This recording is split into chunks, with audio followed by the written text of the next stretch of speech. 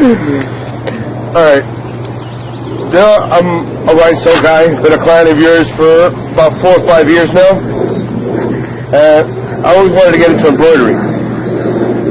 I wanted to capture a video on you of what the 5 biggest mistakes are to avoid when you get into embroidery. Like all these other companies I've seen open the doors, a year later, they're closed. Literally, yeah. Literally. I think it's a great market. There's a great niche in that. Everybody needs it. Like they need rhinestones. So, what are the 5 biggest mistakes? Is it, in the equipment that you're buying?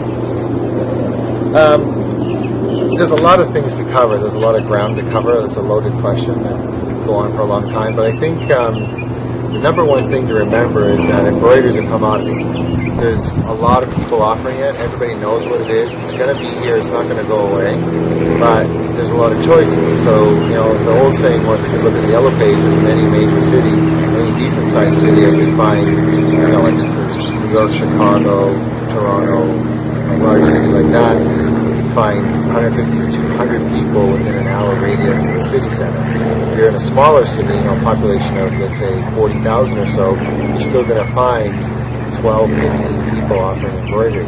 What you say is very true, because when you look at the statistic, I would say, and I mentioned it before in other videos, we're probably the only ones who have a survey of more than 3,400 embroidery businesses. Usually when the magazines do a survey, it's 250 people respond, or it's like a joke. And I've seen many in the top 50 listings, top 50 volume decorator reports. It's a joke because I physically know, I've been there physically on site, those people are even close to the volume that they state. I don't know how it's verified. And then I know other customers who would never ever put themselves on a list. Just sneezing in the background. Hey, we're at a public place, it's a public pool, right? So wait till the kids start jumping. Right. So I've been to many clients who are legit, really big players, and they would never go on such a list at all, because they don't need to go on a list. It's not an ego thing. But there's approximately at any given time 15 to 17,000 embroidery businesses conducting some form of business, and that's anything from the mom and pop starting in the basement, in the garage, in the attic, all the way up to the bigger players that have been around for years. But 80% are going to be under 60 heads of embroidery for sure. Probably 60% are going to be 2 heads, 4 heads, and less. It's a big number. And the problem is that people don't commit full-time. They can't commit full-time. People don't have any form of pricing structure. They don't have any system to justify why they charge what they charge. The market is used to having a secretary make 2 hours of phone calls to get the cheapest quote, and they save 50 cents or $7.50 on an order of 48 pieces. It's not worth the effort. And then the small people can't do any production of any kind. They have to outsource it. So now they're the middleman, which gets rid of the margin again, so it's not profitable. It's difficult to be great in an average market where there's tons of people dumping their product there. So if you understand embroidery, stitch count takes time. So the more stitches that are involved, the more time it's going to take to make. And 80% at least of the entire market is doing left chest embroidery, left sleeve embroidery kind of thing.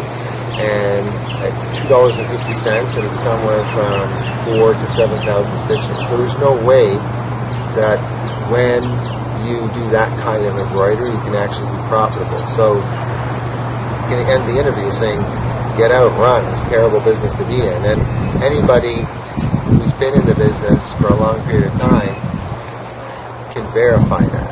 It's very tough, because if something takes you 15 minutes to sew, 20 minutes to sew, and you're going to get $2.50 for it, and you have 4 or 6 heads, that means you're going to get 4 turns per hour, or 6 turns, you're going to get 4 turns per hour on a 4-head, 4 turns per hour on a 6-head. So it's 24 times $2.50. It's nothing to write home about. A business needs to earn more than $100, $150 an hour to be open. Now, you're a small independent guy with 1 full-time employee, 2, what do you have? 1 full-time employee. So if you had virtually no overhead and you made $50 an hour and you made it for every hour that you were open from 9 to 5, that would be okay. But that doesn't happen because the volume isn't there, because in a small business you're doing everything. You're getting the order, you're ordering the garment, you're counting the pieces they come in, you're organizing it, you're making in your case the rhinestone, or you're making the embroidery on the garment, you're cleaning the garment, you're repackaging it, and you're dealing with the UPS and the invoicing. So all those things have a cost, and what people forget is that if you don't have a minimum charge, a minimum set fee, and you're in the business of doing onesie and twosie, you are a bankruptcy or a failure waiting to happen in an embroidery business, because there's an inherent cost to do all the things I just listed, and if you don't have a minimum charge, you're underwater. And we forgot that we didn't even digitize or send it out to get digitized, and there's a cost to that. So what are you going to charge for one piece? Like, is somebody going to pay $45? Because you're going to spend, dealing with small orders under 12 pieces, you're going to spend 50, well, you all day long. You deal with 24, 36, 48. What's sort of an average order size for you? It all ranges. It could be from 12 pieces up to 150 pieces. Okay, and how much time on average would you say you spend talking to a person with regards to an order? That you spend a lot of time sometimes. Sometimes half an hour, sometimes 15 minutes, sometimes a whole hour. A whole hour. Spread over multiple phone calls. Correct. One phone call. So who's going to pay you for that, right? That's number one. And when you do a small onesie twosie, it's the tendency is that there's more conversation for a small order than there is for a large order. So if you talk to a business person who's placing orders, and they're giving you volumes, 144 or 72, and they're repeating, then they have less and less conversation business to business. But when you deal with retail and you do special custom orders, who's going to pay you for that half an hour, 45 minutes, 30 minutes, an hour of conversation? Right there, you need to charge for that. That's one thing. So if people don't do that, that's one of the big mistakes. They're completely charging wrong. And I would rather, as a business person, if I opened up in your town or Butte, Montana, or any place in the world, I would have a minimum charge.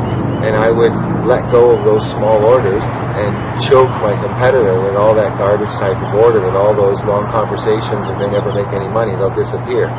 If you have a set price, if you do one, if somebody wants to do, remember, my business started with embossing, I get people who say they want to do, initials on a Bible or a bar mitzvah, whatever the book is called, right? So I would say that's great, but the minimum order is $250. Whoa, you're crazy. No, I'm not crazy. I don't want your order if it's not going to be worth my time because of all the invoicing, conversation setup, artwork, all that stuff. So back to what I was saying is, at least have a minimum setup and a minimum artwork charge, and never make it less than $150. Don't take the business if you can't make $150, because it's better to watch an hour of Oprah and not lose money than spend 3 hours and lose money. And people will get trained, and you will get better quality customers. But some people, I not to be offensive in any way, but I'll just say it like it is. I always joke the full-time postal worker is a part-time embroiderer, thinks that when he gets $50 in his jeans that it's decent work. But people forget, and I mean, it's countless times, rhinestone, and it's always the embroidery and the screen printers calling us for our equipment because we're unique. But countless times, I find out that those people, I lost my train of thought. I had a point to make. Those people will not have a minimum charge, and they will instantly take an order and lose money right off the bat. There's no way of recovering from it. And they're not honest, that's what I wanted to say, they're not honest with calculating the time that's involved. So I have the spreadsheet. If you contact us, we can email you. And it basically is the second you talk to a person, there's all the steps that take place in an order. I mentioned, you got to take the order, you got to order a shirt, get the deposit, do the invoice, get the paperwork back, get the artwork done, get the artwork sent, approved, all those things. So if you would take that sheet and for 1 week, every time you did something, that's a loud bird. That's a loud bird. Very. The video. He should be on. So he's like competing with me. He's getting more aggressive, right? So if you would do that for a week, you would be shocked, and you would see, and I mentioned a second ago, I can't tell you how many times, countless times, people have been working till 2, 3 in the morning dealing with an order, and the spouse is going, hey, what kind of business is this? Like, you're not even coming to bed with me to watch 60 Minutes anymore. You're coming to bed at 2, 3 in the morning. You're exhausted, and you got to get the kids going. That's not.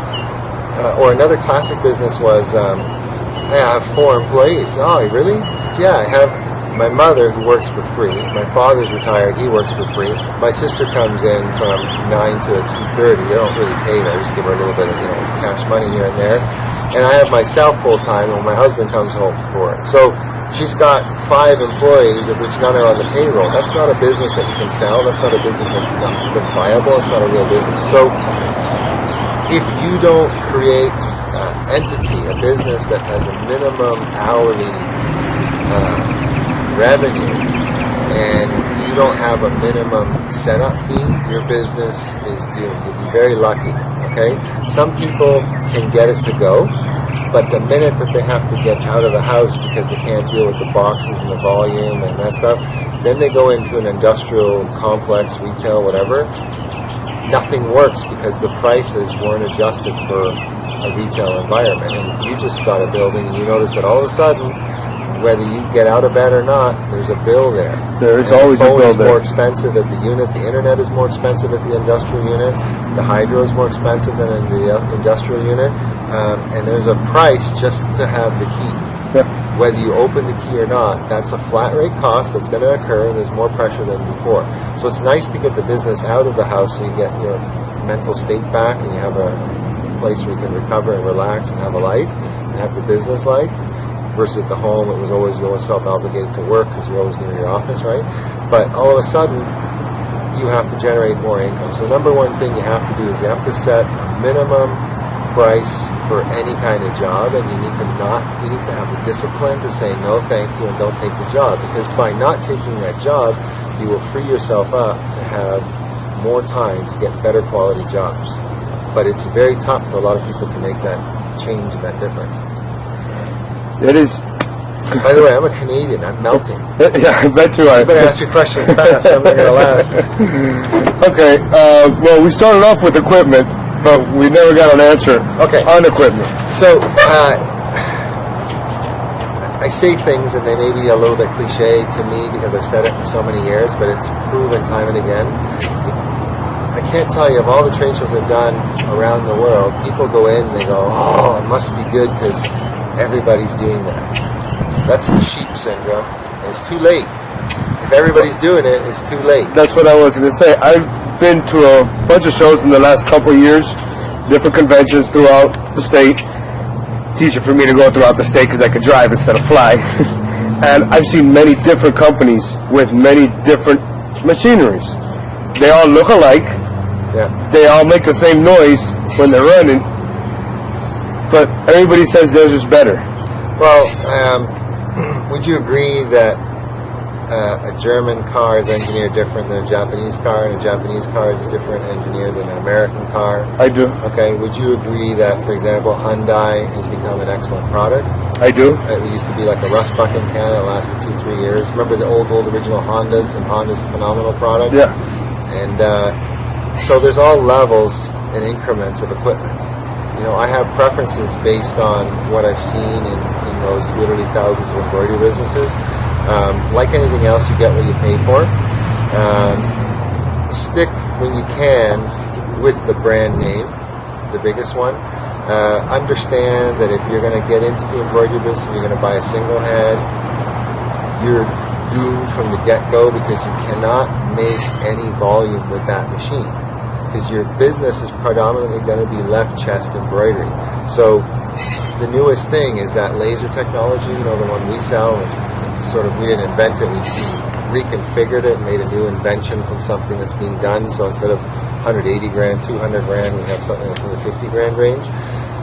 That changes the game. And you were looking at samples earlier, and it's on other channels on YouTube where we have it.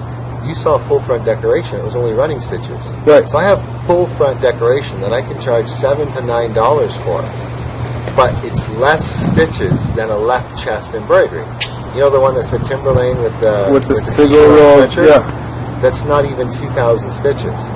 So that means I can, instead of charging $250 for a left chest logo, which everybody and their uncle can do, I would be able to do a wholesale $7 to $9 decoration, and I would get 3 times the turnover, up to 4 times, so 4 times more than one left chest. So remember I did the example with the forehead embroidery, Right. 4 turns per hour? If I triple that, I'm getting 12 turns per hour. If I'm getting 12 turns per hour, times the number of heads, times $7 to $9 wholesale, 9 to 14 retail. So all of a sudden, I go from barely $65, $55 an hour. By the way, interesting fact, we deal with a lot of different financial institutions, and now over the years we've got a lot of contacts for financing for the clients. Do you know that they're phoning me and asking me what to do with the bankruptcy embroidery machines? Because they say, hey, you're in the business, can you unload them? Or, we don't know what to do with them. Other companies won't take them back. And I had conversations with several of them, and I determined, they told me, they said, you know what, we saw your video where you said you can make $45 to $55 an hour. I'm sweating, Sorry. $45 to $55 an hour. They said, you're too generous. Our clients can't make $35 an hour with the small embroidery guys with an embroidery machine. So I'm optimistic, actually. Meanwhile, when you look at the video, you probably think I'm a big pessimist. The glass is always half empty. And meanwhile, the people who are dealing with the bankruptcies are saying, man, you're too generous because these people can't make $35 an hour on those machines, right? So if you're going to do embroidery, wait and get the technology to do the more elaborate decoration, because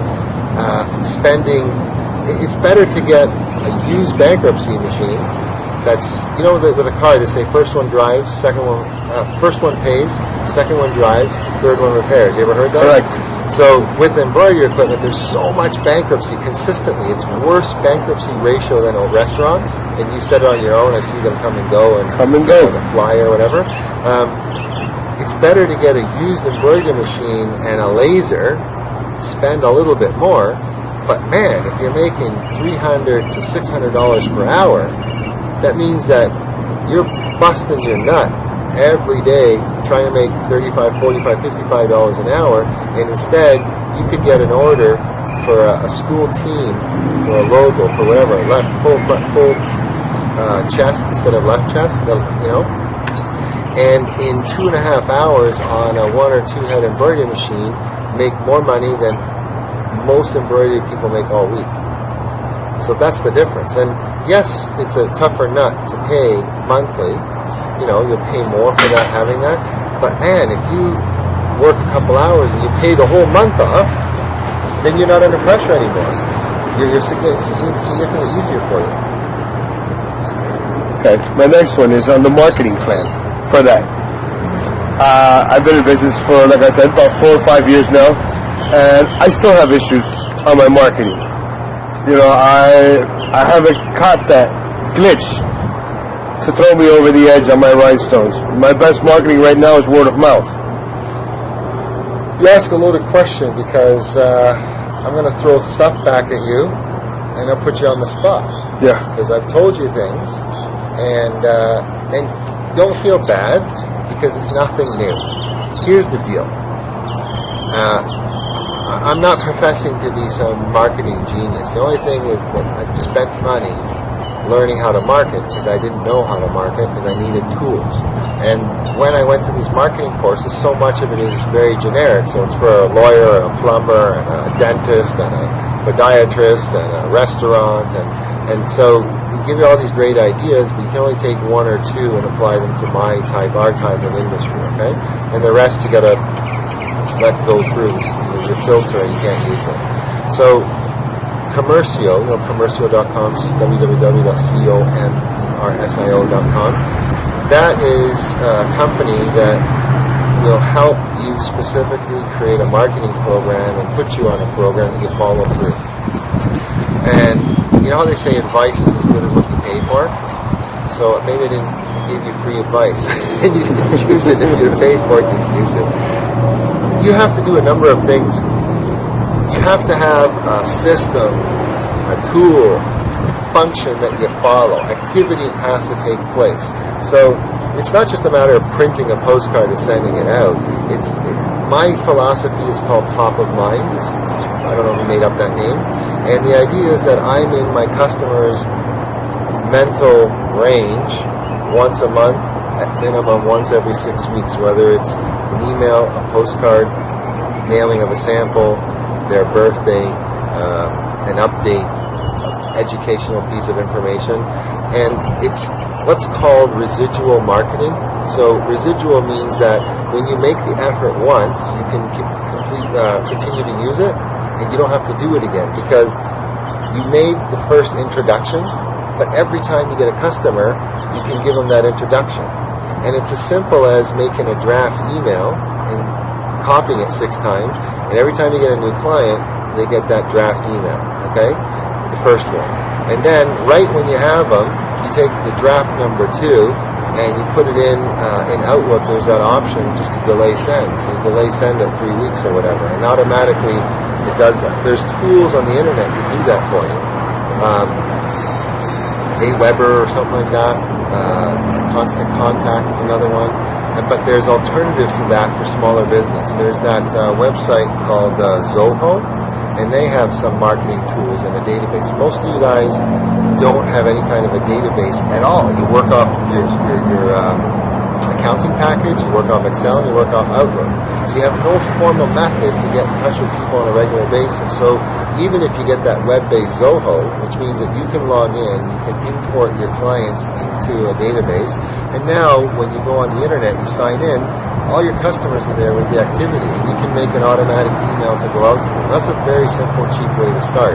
But we have that course in Commercio, and that's going somewhere out of town, spending the money, taking 2 days off, and going on a course that teaches you how to do that. I can't do that in a video, but that gives you the tools, it gives you the ideas. There's over like 400 low-cost marketing things that you can do. And you read them, Alex, you're going to go, duh, it's like easy. And you know what my response is, right? Duh, why aren't you doing it? Right? So anyways, the answer to the question of marketing is, you have to create a funnel. The website's only purpose, unless you're a web shop, is to capture people's names, they identify themselves to you so you can market to them until they buy, until they die, and they say, take me off your list, okay? But here's the rule. You can only grow your business 3 ways. Number 1 is you need new sales, right? You need to get new customers. You need to make an effort to get that. But it takes time, it's expensive, and it's just not so simple to do. But you have to do it because people move, they die, they leave, they close their business, they retire, they sell their business, they have a new relationship, whatever, okay? And so that's one thing. The second way to grow your business is to go to your existing clients and offer them something that they haven't had, or offer it more frequently, okay? And the third thing is to increase the order size. So let's say you had a laser with embroidery. I would know Sally and Jack's birthday, and I would know their shirt size. I would know that Sally is the head buyer for the PTA of the school, and I would make her the Cougars hoodie sweatshirt with the laser embroidery, distressed applique that looks like Hollister or the Gap or American Eagle, and I would send it to her as a thank you with the order. The sweatshirt, what's a hoodie sweatshirt cost you these days? They're going $10 to $15. Okay, so you're gonna get an order for a few $100, and you're going to invest $15 in the decoration, because when you do the applique with the t-shirt, you're talking about 50 cents worth of material, 2,000 stitches, and you're talking about a digitizing process that takes 5 minutes or less with the software, and it's not that difficult. So now you stitch that out and you send it to her and you say, Sally, or whatever name I just picked, I just got new equipment and I'm learning how to use it, and I had your file here, so I made the logo. I thought it looks cool. I just want to say thank you. She's screwed if she wears it or gives it away. You know why? Because when somebody else sees, where'd you get that? And in the back, what's in the back label? My logo. Yeah. So it's impossible that you don't get at least a minimum order. And you say, you know what?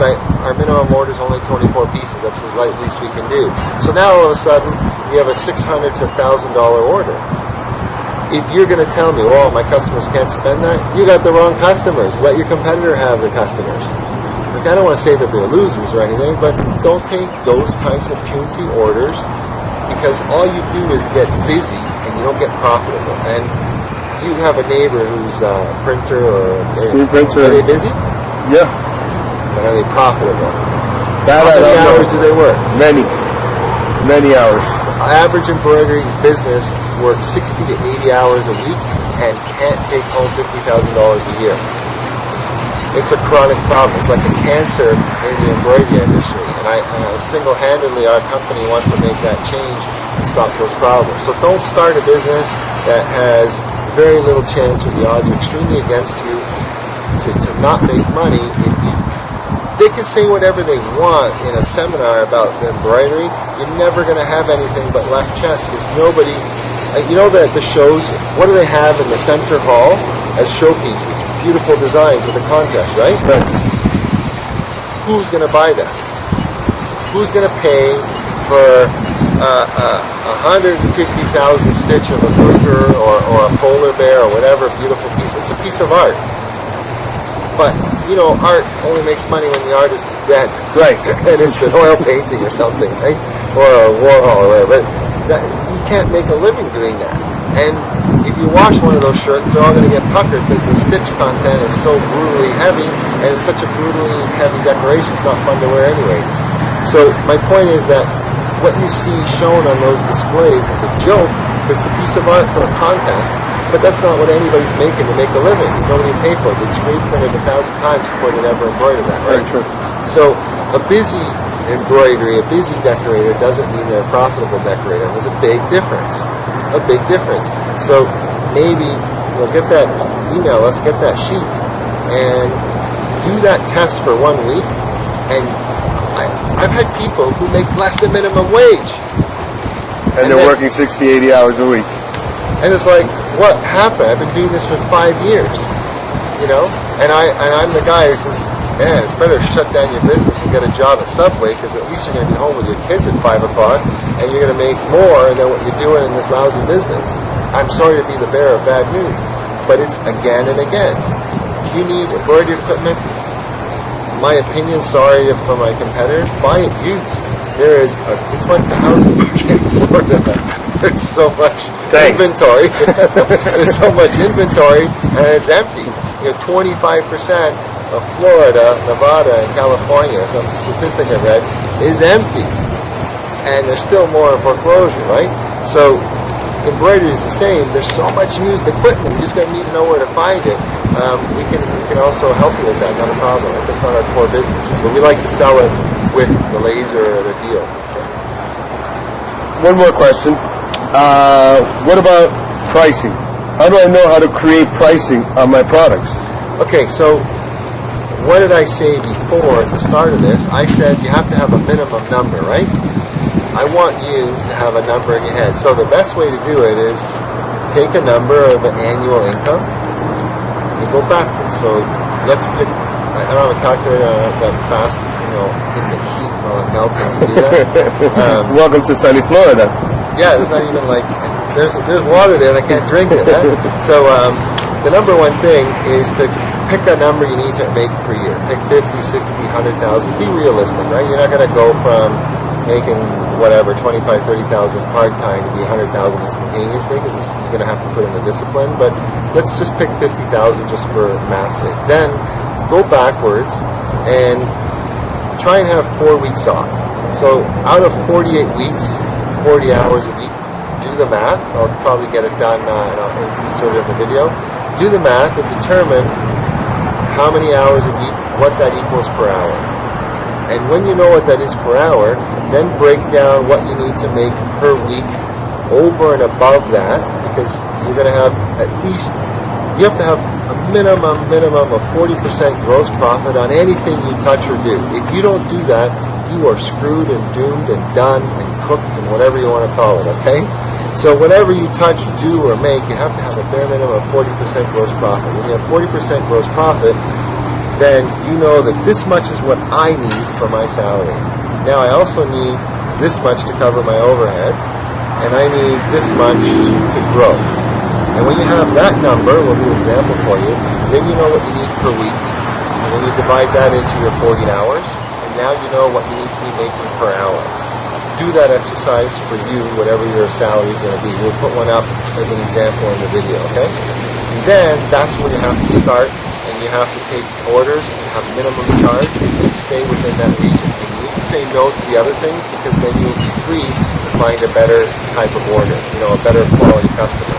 Then take a marketing seminar that's related to the industry. Tools.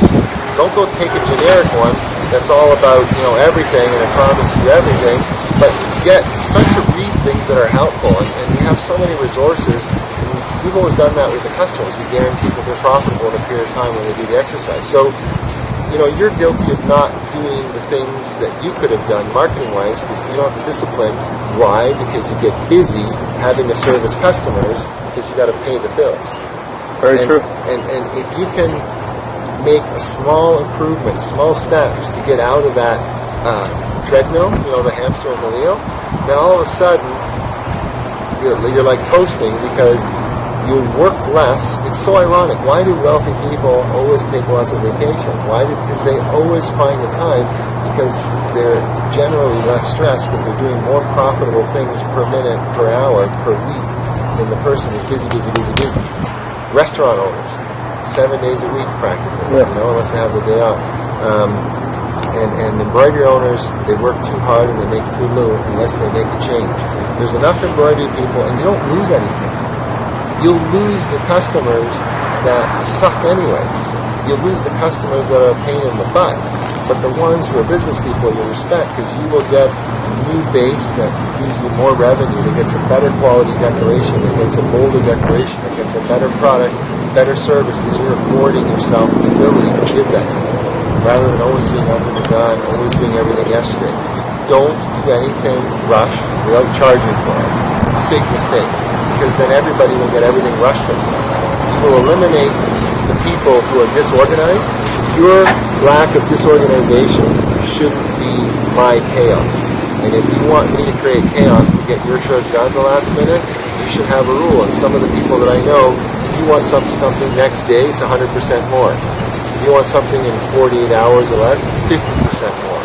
If you want it in 4 days, it's 25% more, and the average is 5 to 7 day turnover. And you create a terms and conditions. Remember my old joke, and you've heard it before. Why does the Big Mac taste equally bad everywhere I've ever eaten? No offense to McDonald's, sorry. Why? Because they have a formula, and everywhere you go, you got to make it the same way. And you need to make a set of rules and stick to them. And on your first order with the customer, you need to send in your terms and conditions and get it signed off. They can never come back and complain and say you didn't tell it to them. So when you put little, I call it McDonaldization, when you put little policies and procedures in place for your little business, it'll transform your business. Anybody you hire new, they get the binder which shows them the rules. Guess what? It's your baseball game. It's your rules. You're my baseball card, right? So when you set that up for your customers, there's no questioning, no anything. They don't understand that. So get on the program, buddy. And there's no complaining from them afterwards. Why? Because they know what the rules were going in, correct? Correct. So they can't question, well, you didn't tell me. Well, you signed the thing. Well, I didn't read it, but you signed it. And you won't have that because it's a different quality customer when you have those set of rules, because you're not doing everything rushed, everything last minute, or a guy who's disorganized, who isn't going to pay you on time, and. You need to learn to say no. It's going to be the healthiest thing. It's the hardest part. It's not hard if you knew what you had to make per hour going backwards. So we'll send you that email as It's well. that list, yeah. Yeah, because then you know that you have to say no because you need to spend an extra hour to find a better client. So I don't know if those were 5 things. But they sounded good. Was that helpful? Very. Okay. I really appreciate your time. I appreciate you asking me. I think we should go have a beer and jump in that pool now. Yeah. You know what that witch said? I'm melting. I'm melting.